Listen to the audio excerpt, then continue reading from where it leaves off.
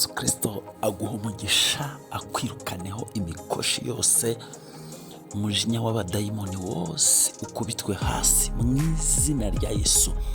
Umujinya w'abagome, akagambane k'abagizi ba nabi, imbaraga za Satani zose karande zikugendaho birimbukire mu nyanja yakitanura n'amazuku mu izina rya Yesu Kristo. Imana ibohora ubuzima bwawe. Waramutse, mushimiye ko uzindukanye natwe muri iyi nibature. Muraza kwihanganaho gake, twari tugize ikibazo cy'umuriro ku buryo rwose nimugoroba sinabonye uko sohora ibiganiro bya nimugoroba. N'iyi nibature ntibyashobokaga kwisohoka kare, ariko nyine ubwo nuko. Yesu nabaha umugisha. Satani nubwo aturwanya, ariko Kristo arahari ngo aturwanirire. Nimuhumure, Yesu azaturengera. Iki gitondo cyiza cy'umugisha, nishimiye gufatanya nawe ijambo ry'Imana mu minota mike, ndetse nkagusengera cyangwa se nkagufasha gusenga of course. Hanyuma turasoma mu Baroma ibice byaho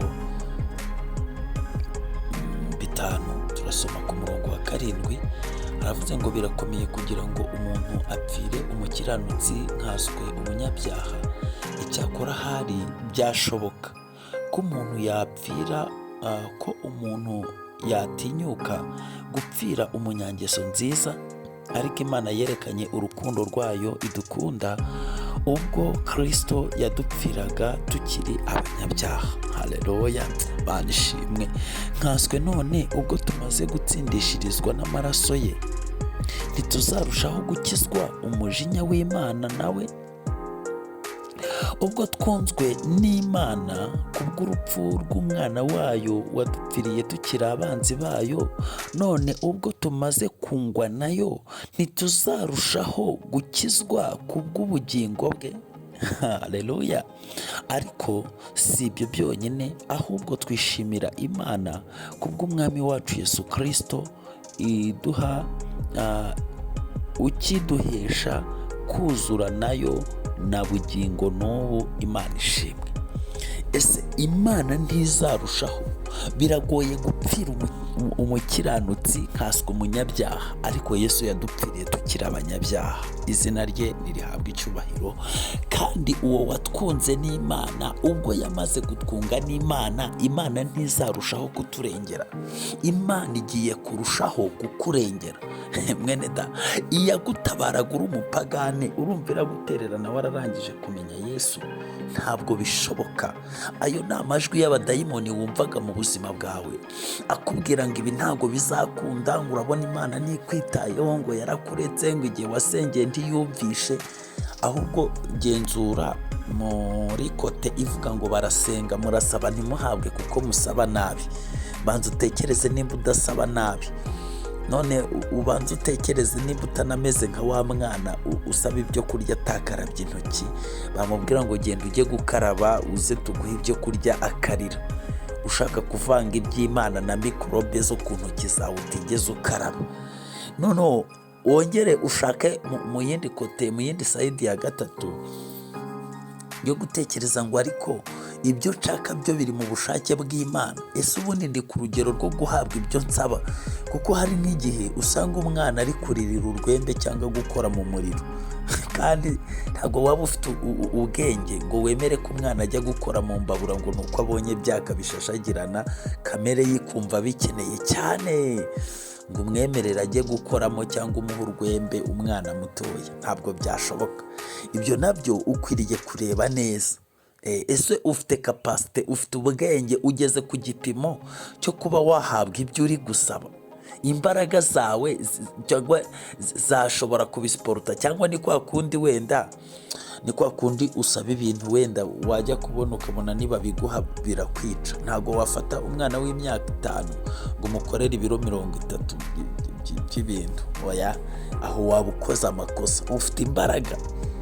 Ese ubundi ibyo usaba biri mu bushake bw'Imana? Reba ubushake bw'Imana gusa, Imana irakurinda.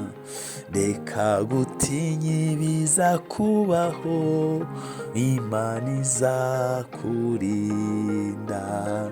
reba ubushake bw'Imana gusa, Imana izakurinda, Imana irakurinda, iminsi yose mu nzira ucamo iraguhaza amahoro, Imana irakurinda, kandi nuzaca mu bikomeye, Imana izakurinda, n'ibyago biri mu nzira ucamo, Imana irakurinda, uyimenyesha ibikubabaje, Imana irakurinda, Imana irakurinda, iminsi yose mu nzira ucamo iraguhaza amahoro, Imana irakurinda. Haleluya. Nk'uko uwanditse igitabo cy'imigani yavuze ko ibinyamuneza cyangwa ibinezaneza bya Yesu byari ukubana n'abantu, nagira ngo nkutangarize itangazo rivuga ngo ikintu cya mbere Yesu yishimira ku buzima bwawe ni ukuguha ubugingo buhoraho, kuko icyazanye umwana w'umuntu cyangwa umwana w'Imana ni ugushakashaka no gutarura icyari cyazimiye. Ndasubiramo, icyazanye umwana w'Imana Yesu ni ugushaka no gutarura icyari cyarazimiye. Ntabwo Yesu yaje gupfira ku musaraba ngo tubone ibijumba n'ibishyimbo n'ibirayi, ngo tubone ibintu byose bigende neza, oya, ahubwo Yesu yazanywe no gushaka no gutarura icyari cyarazimiye. Mwene data, muvandimwe, mukundwa muri Kristo Yesu, nagira ngo nkubwire ngo ubanze ugenzure ubuzima bwawe bw'umwuka, urebe niba muri wowe Kristo ari muri wowe mu buryo bwuzuye. Nusanga arimo, ushimire Imana. Nusanga atarimo, urebe ukuntu yazamo, urebe niba ubugingo bwawe ari buzima.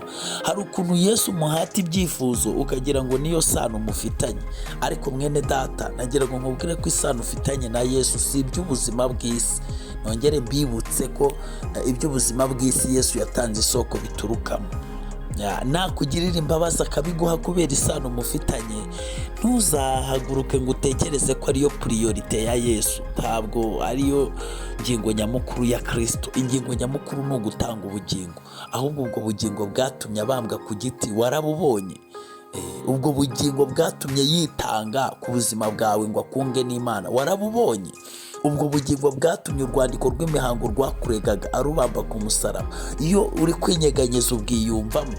Rero mwigishijwe prosperity gospel, mubwira ko Yesu ngo nukuza ngo umufite ngo ufite ibintu byose nyine, ngo ugomba kubona amafaranga, ukabona imodoka, ukabona amazu, ukabyara, ukajya muri Amerika, ukabona kampani, ibintu bikagenda neza. Hanyuma se Lazaro bababwiye ko yagiye mu ijuru yarabonye byose. Biriya ni inyongezo. Sinzi niba mujya musoma ijambo ry'Imana, ravuga ngo mushake ubwami bw'Imana no gukiranuka, ibindi muzabyongererwa. Hari igihe Imana yakwemera rero ko wazajya mu ijuru ibyo bintu byose ntabyo ubonye, ariko Imana igakiza ubugingo bwawe, nabyo ijya ibyemera. Kimwe nk'uko ishobora guhitamo ko nyine kwihorera ukabibona, nijoro ukazaribona, cyangwa n'ubugingo ukabubona, cyangwa ukabona iby'isi by'ubugingo ukabibura, biterwa n'irari ryawe no kwizera kwawe. Reka rero nkubwire ko wari ukwiriye kugera ku rwego rwo kwizera Kristo utanga ubugingo. Ajya mu bugingo nabwo bunkiza iby'ahiteka, atuma nkiranuka,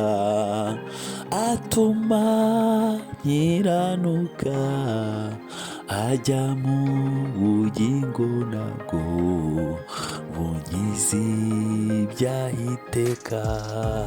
Ndagira ngo ngufashe gusenga mwene data, urusheho kwita ku by'ingenzi, ushimire Imana. Nagira ngo nkubwire ubanze ushimire Imana ko ugihumeka, nubwo waba urwaye, nubwo waba uri mu makuba akomeye, ushimire Imana ko akuka kagitera kuko hari abo karangije kuvamo. Ushimire Imana ko ukiri mu rugo rwawe kuko hari abaraye muri gereza, nubwo abo bana bawe waba ubasonzanye, ariko noneho hari abatandukanijwe nabo, abana bagiye kuba mu biraro, kurara ingangi, ushimira Imana ko ugifite umwuka w'abazima, ushimira Imana ko ukitekerereza. Hari abari guhumekera kuri bombone, donc urwego rwose uriho ushima Imana. Uko nongere ngusubiriremo ngo uko waba umeze kose, hari abifuza kumera nk'uko umeze bakabibura, kandi nabo baremwe n'Imana. Of course nabo bafite inshingano yo kubungabunga ubugingo bwabo kugira ngo Satani atazaburimbura, kuko icyazanye umwana w'Imana ni ukugira ngo atarure akize icyari cyazimiye. Ariko uhumure, muri izo ntambara zose umwami wacu Yesu Kristo abasha kugutabara, abasha kukurengera, abasha kugukiza. Reka ngufashe gusenga. Ndagushimiye Imana yaremye ijuru n'isi. Iki gitondo cyiza, iyi nibature utwinjijemo, ukuboko kwe kwiza ni kubane n'abakwizera. Ukiza abantu bawe, ubagirire neza, ubatabare, ubarengere, ubirukaneho imbaraga z'umwijima na Satani. Ibyo abadayimoni bapanze ubipangura, ibyo bavuze ubivuguruza, ibyo bubatse ubisenye, ibyo bashyizeho bikureho. Dayimoni wagotagotaga uyu muntu amutera agahinda n'ibibazo, akamwumvisha ko apfuye nta nzira ihari, abadayimoni bose nibaceceka, amajwi yose y'abadayimoni yo kuneshwa naceceke mu izina rya Yesu. Ibyacaga uyu mwene data mushiki wanjye intege nibimuveho, imbaraga z'uburwayi zimwamurukeho, ibitero by'abadayimoni nibive ku buzima bwe mu izina rya Yesu. Amaraso ya Yesu namweza mutunganya, muhumanura, mukureho urubanza rwose rw'ibyaha n'umugayo, kandi umuhe gutekereza iby'ingenzi. Mwuka wawe wera muyobore mu kuri kose nk'uko ijambo ryawe rivuga, kugira ngo abashe kunesha. Kandi ndamuhamagarira imbaraga zituma anesha mu izina rya Yesu. Ibyajyaga gutuma aneshwa bitandukanywe nawe byiteka. Urakoze Kristo ko umurwanirira mu ntambara arimo, ari mu Rwanda, ari mu mahanga, afite intambara, ari mu makuba akomeye. Mu izina rya Yesu umwiyereke, haleluya, kandi umuhe kunesha, umuhumurize ihumure rikomeye, umurinde gucikira intege imbere y'abanzi be, umurinde rwose guha ibitugu abanzi be mu izina rya Yesu, kandi umurinde ko abanzi be bamubonera icyo bamushakira, ahubwo kunesha kwawe gukomeze kugaragare mu buzima bwe, mu bye nabe. Uyu munsi abona intsinzi yawe, uyu munsi abona umutabara, uyu munsi abona umurengera, uyu munsi umusubizemo ibyiringiro, uyu munsi umuha imbaraga zo gusenga, uyu munsi umutima we uwomatanye n'uwawe Kristo, haleluya, kugira ngo aneshe muri byose, ineza yawe igaragare. Nyemera ngo uturize kugira ngo ibyo ushaka n'ibyo ubona bikwiriye ari byo ukomeza kumukorera, kugira ngo izina ryawe rikomeze kubaho mu ijuru no mu isi.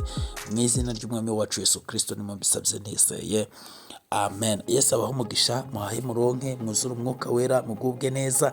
Amaraso ya Kristo akomeze kubatwikirana n'ibyanyu n'abanyu mu izina rya Yesu Kristo, amen. Shalom.